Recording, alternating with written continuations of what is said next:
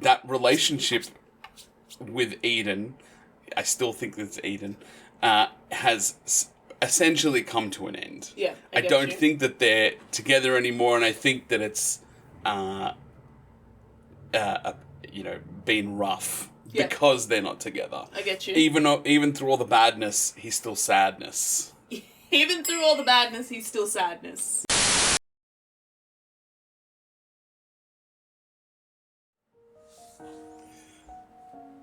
I'm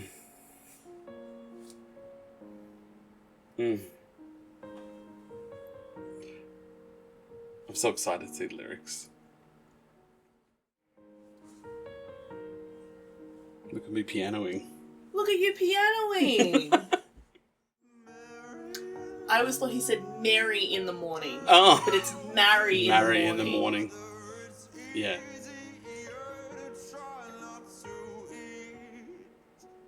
I'm so, enthralled reading the lyrics. Yeah, same.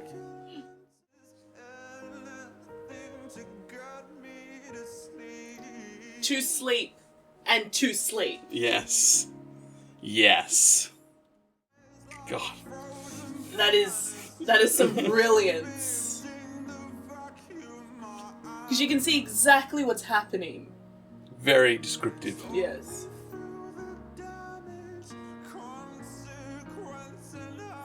The intonation of the lyrics, consequence, and how it's is not what you would expect. No. Either.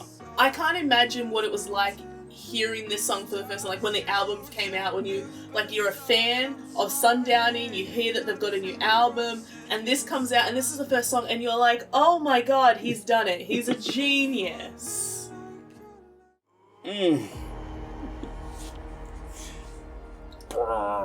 Just the biggest...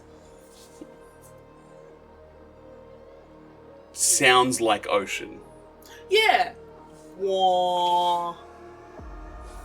All of these sounds sound like the ocean. Crash. Yeah, exactly. I don't know if this is all just him, you know what I mean? Just wait a second. Sorry.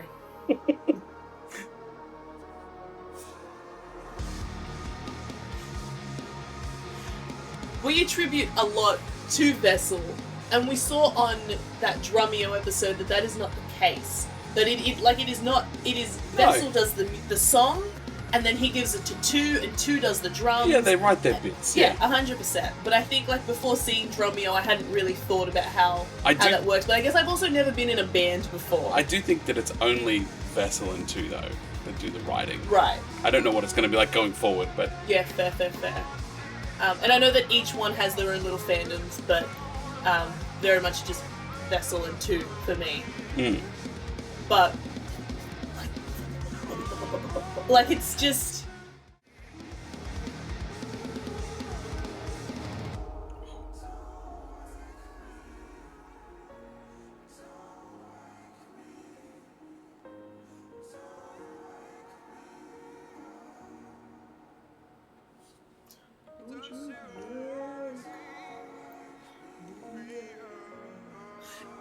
And it's all these flourishes that I'm just not expecting from my metal band. no.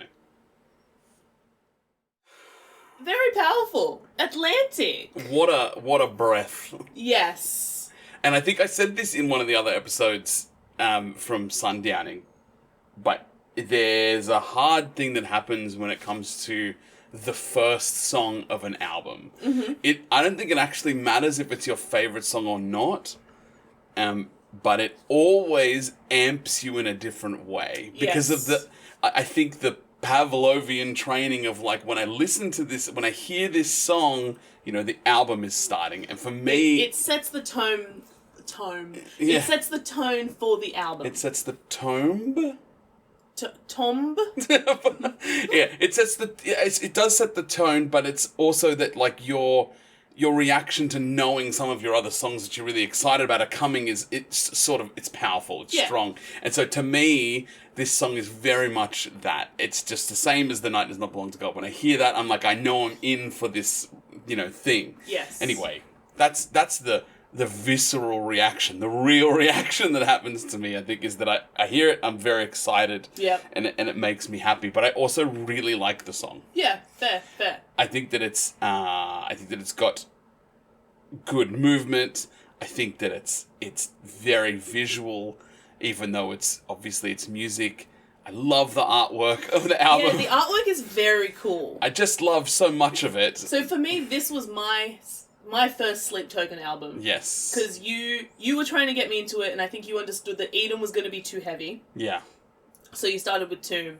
And I was kind of like, and then you explained that the coordinates all led to this one place in the Atlantic. And depth markers as well, yeah. And I remember being like, it is a next level of lore, and and hopefully you know that I love a bit of lore, so I was like, I am in. You're in, yeah. I was so in.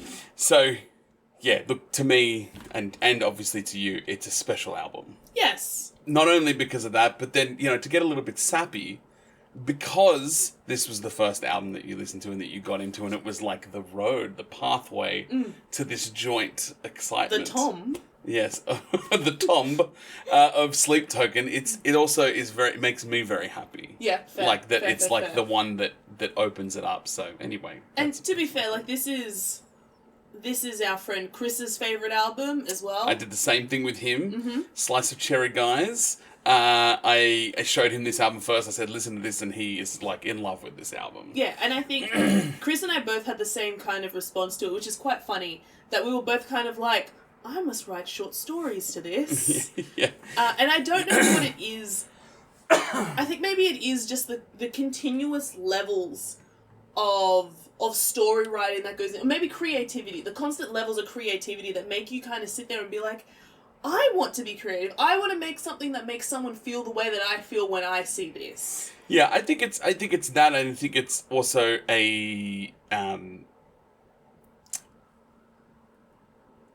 can't think of a good phrase for it, but like art recognizes art. Yeah. Okay. Yeah. You know what I mean? Yeah. You're listening to something that's so cohesive and well put together, particularly when you listen to this album from beginning to end. Yes. It's a muse in that sense. It's very inspiring to be like, I want to be able to do something like that. Yeah. And I think like once you've listened to the albums enough times, you understand that they do kind of have the same kind of ebbs and flows. The last song is always quite sad and epilogue-y. Mm-hmm. And the first song is always quite powerful, and it really does set the tone for the rest of the album.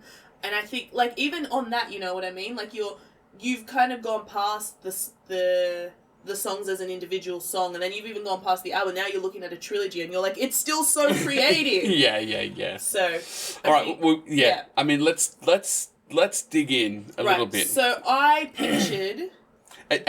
Before you get there, yes. I want to also call out for anybody who's only joining us now. Oh, yes. Hello, welcome. Me and my lovely wife Suzanne have been dissecting and trying to interpret lyrics and the story that we feel that this album is creating, or that the trilogy creates. We have two competing theories. Yes, and that's what I was going to recap and sort of say. I just want to make sure that everybody is on the same page. And please stay until the end of the episode, because we are ranking each track. And if you watch the episode before this, maybe you can somewhere. There or somewhere. Wherever it is. It's somewhere. Yeah. Is the episode before this where we have finalised our rankings for Sundowning. Yeah. And by finalise, I mean they will change. They're going to change. Yeah, exactly right. So, yeah, I guess I just wanted to recap a little bit that without getting into the detail, the really fine detail of Sundowning, the place where I believe that we've left off is one that relationship with Eden, I still think that it's Eden, has essentially come to an end. Yeah, I don't think that they're together anymore, and I think that it's, been rough because they're not together. I get you. Even through all the badness, he's still sadness. Even through all the badness, he's still sadness. Yeah, love it. That's sort of my And quick interpretation. I'm like, as you were saying that, I like had this panicking thought because I was like, I remember I listen to a lot of Sleep Token while I study, and I'm always studying because I'm studying nursing, and I was listening to a track on Eden, and I don't know why, but I was like, it is the same person. It's all the same person. It's all the same girl. Or guy. I don't know, whatever. Person. It's all the same individual. Yeah. But I can't remember what it was. And I was like, I was like, you should write this down. And I was like, I'll remember. Like when you wake up from a dream and you're like, I'll remember. And I don't.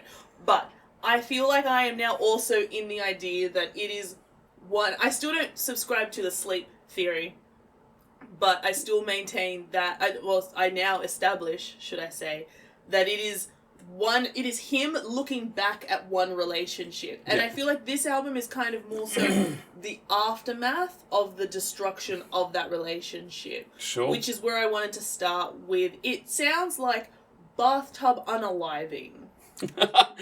Yeah, I'm pretty sure that it is. And I have, to give a quick theory on what I believe this album is I believe that's what it is. Yeah. I'm pretty sure that this is an unaliving situation, and this is because of the stress and the sadness and the unable to continue from losing the relationship. And I think especially like that last line in Bloodsport, like I've thought about it since we did that episode. Yes, yeah. And you say it doesn't matter, and you're like, oh, that's so devastating. I put everything into this relationship, and you said it didn't even matter. Exactly. And then we jump into Atlantic. And I think it's lines like this. Flood me like Atlantic, bandage up the trenches, which that's it. Yep. 100%. Waking up sort of in a daze. Well, I took that as I woke up surrounded, eyes like frozen planets. Like that is, to me, that is healthcare professionals just orbiting the vacuum I am. They talk me through the damage. They're explaining this is what you did, this is the consequence, and how it's a pain they don't understand. I don't understand why you did this. I'm very sorry. I get what you're saying. Yeah. I think, it is somebody, I don't know. That to me is the hospital. So, he's orbiting the vacuum. They're orbiting him as the vacuum. He's the vacuum, yes. Yeah, of inner depth and sadness. Black hole kind of stuff. Exactly. Don't unalive yourself. Don't be bad. Yes. They don't understand what you're going through, but don't do the thing. Yes, correct. I think that the eyes like frozen planets, I actually think is him. Oh, I get you. I think that he's dazed and he's confused and the eyes are glossed over. Drugs. Yeah, correct. And he's you. And then this is sobbing as they turn to statues. That's the people around him, his family. They kind of start off. They start off really sad and just sad, and eventually they're just kind of like, but we're also kind of really sick of this. Yeah, also, and I think it's pretty common. I mean, again, I need to put a disclaimer here. I've never had sort of any negative thoughts about myself, so I really have to come from a place of my own understanding of the situation. But I get the impression that part of it is like they're sobbing, there's sadness, but then eventually they move on, and I don't. They're statues. They're just there. And I'm trying not to crush into sand. Like I'm trying not to wither away, just holding myself together. I'm the castle on the sand, and I'm trying so hard not to be swept away by the Atlantic. Yes, and he's got blood on his hands, which I think is about himself. Yeah.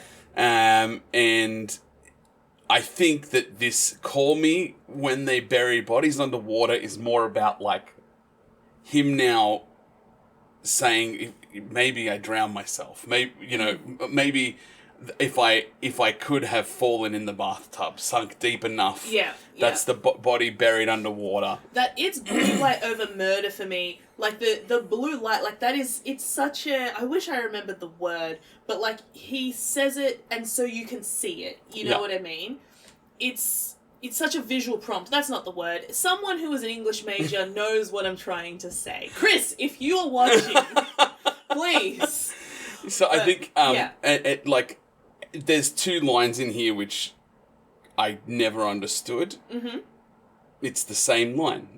Crumble like a temple built from future daughters. Yes, I'm not sure. As he was saying it, I was like, maybe I'll understand it if I read all the lyrics. But I also was like, crumble like a temple built from crumble like a temple. That's part of the sandcastle. Yeah, I put that back to a sandcastle, yeah. but built from future daughters, not future children, future daughters. I don't know why it's so specific. If you know why it's so specific, please let us know in the comments. We'd love to know. Yeah. And then, yeah. To wasteland when the oceans recede. Sandcastle. Yeah, exactly. That same metaphor of, the ocean and, Yeah. and that kind of... But yeah, I don't understand that future daughters thing. Sounds great. Yes. But I don't know it. And then Don't Wake Me, I think, is... If I have tried to unalive myself, please don't bring me back. That's right. Just let me go. Sorry. Yeah, that's exactly right. Don't wake me, but obviously... We have to. Someone's gonna. That's exactly it. So I think, I think we've kind of encompassed all of it. In terms of, like, the music, amazing to listen to. 2 is just doing so much on the drums, and I love it. Just all of it, just great. Yeah, really, really good. So I think it's a pretty strong start for visually and yes. what it's setting up for the rest of the album. So rankings are going to be rough. This is going to be a tough season for me. Yeah. Season 2 is Season Tomb. Season Tomb. Oh, I love that. I love that everyone on the outside is like, oh, sweet Jesus, why did we give them a platform? Yeah. How about we move on to rankings? Rankings. Riggedy rankings. Now, Dave. Metal lover Dave. Yeah. Looking at my list. Yes. So you were trying to be... You're much more fluid in your ranking than I am. Yes. You're very happy to move things around, whereas I'm a lot more hesitant. And for those playing at home who have only joined us now, we did miss number 33. Apparently we missed it. But, so we added it in. Yeah, just right. If you download it from the link below and you are playing along, just add it and add it yourself. It's good. It's a good number. Maybe nothing goes there. No, something has to go there. There's 36 tracks. Anyway, looking at my things, I would say that it also doesn't land in like a... It's not just purely metal at the top only, because they're not at the very top. Like, I have Higher and Gods and Dark Signs sort of, not in the top rankings. But again, I will say number 1 and the bottom slot are going to have to be left until the very end. But I would like to... Atlantic. And I did start by saying this, that these first songs always hold a bit of a special place. It's true. It's very difficult to rank them low because of the emotional response. But where does it go in relation to The Night Does Not Belong to God? Yeah. So, here's what I'm suggesting. Mm-hmm. I'd like to make some movements. Wow. Okay, I'll get out the movement tool. And for those playing along, I am doing this on a device called a Remarkable. It says it in the corner. Always does. Yeah. Wonderful. So, Google it. It screen shares. It's wonderful. Yeah. All right, movement tool. Mm-hmm. Oh, not sponsored by Remarkable. We are not sponsored by anybody. Love it. Yeah. I don't know why that's so funny. What, if we're not? Oh, where would you like to move what? Right. I would like to... I'd like to shift...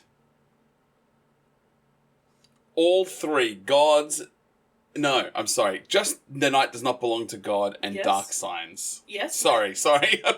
Just down 1 each. Oh, yeah, okay. I think that should work, yes. And then Atlantic is... Number 10. Number 10. Right. So you like it more than The Night Does Not Belong to God, but not more than Gods. It's very difficult. I was almost thinking to move all 3. That's what I was saying. But... Oh, there's an I in Atlantic. Where I'm actually having trouble, believe it or not, is Dark Signs. I don't know if I like it more than Dark Signs. Because I really like Dark Signs. Fair. But Atlantic is good. Yes. So, again, based on music, it would have a different place only. But I base this on lore and the album in general and everything together. So that's where it sits for me. Yes, this is going to be very difficult. It is. I'm looking at my thing. It's hard. This is hard. So anyway, I'm happy with that. Yeah. One more movement. Yes. I'll pull out the movement tool. Can you take Say That You Will? Yeah. And move that up to 15. Okay. And bring Sugar down by 1 to 14. Yeah, I like that. Looking good. Wonderful. I'm happy. All right. Your turn. Me. Sorry about my throat. I'm dying, apparently. Yeah, fair. Atlantic. Mm-hmm.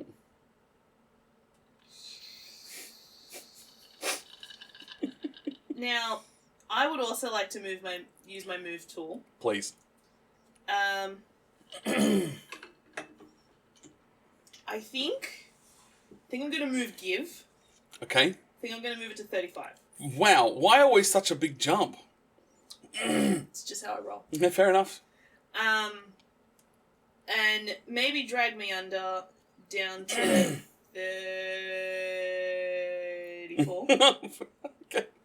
Yep, not 33. Not 33. Okay. The issue that I have is the song that I knew was going last. I listened to it yesterday. And I was like, it's not bad. So now I have to make space for everything else. Yeah, so there is a difference between the way we're ranking, just to be clear. I mean, up until the end of the last album, I was trying to rank fluidly by distance between songs. And I think Suzanne is doing it a little bit differently, where she's trying her best to find solid places for them. Yes. For everything. But at this point, looking at my rankings, I'm saying that I kind of like Sundowning, and I either I mean, I would say that anything between 9 and 20 is just like, right? Because right, the bottom, there's still way more from 20 to 36. It's more than an album's worth of songs, is what I'm saying. That's my issue, right? Like the issue that I have is that I like Sundowning, but I enjoy Atlantic and Eden more. So then where do I put them? Anyway, today we're talking about Atlantic. Yes, Atlantic. And I have to now move these middle pieces down to make room for this album. Sure. So you could play it as it comes. Yeah, but I'm not a play it as it comes kind of gal. No. So I'm going to move Sugar. Okay. I'm going to move Sugar down to 23. That's such a massive jump. Yeah. It's not even like, you're not even like, let's shoot two places. You're like, no, this is at the 23rd. And Bloodsport. Okay. You're going 21. I almost put you 24. Say That You Will. What a great song. Yeah. Gods, You Can Stay. The Offering, You Can Stay. The Night Does Not Belong. But I do like it more than Levitate. So maybe it goes. If you've been watching us long enough, I've said this many times before. The deeper we get into these albums, the longer this is going to get, and I apologize.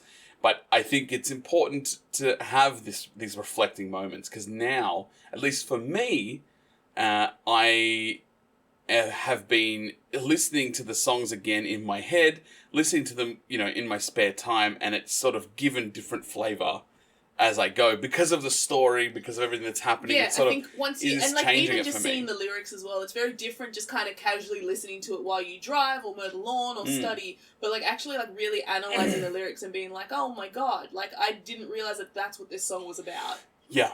I'm putting it at 9. Number 9. Yeah. Okay. Alfred was not pleased by At that. Cantic is what that looks like. But that's fine. That's the name of the track. Oh, I didn't realise. That's good. So if you enjoyed our episode at Cantic, you can't even say it. Yeah. Then please be sure to like and subscribe, and please comment where you put Atlantic in your rankings. We always love to see your comments. We get really excited when we get them. So please be sure to comment down below. Yeah, and thanks for sticking with us.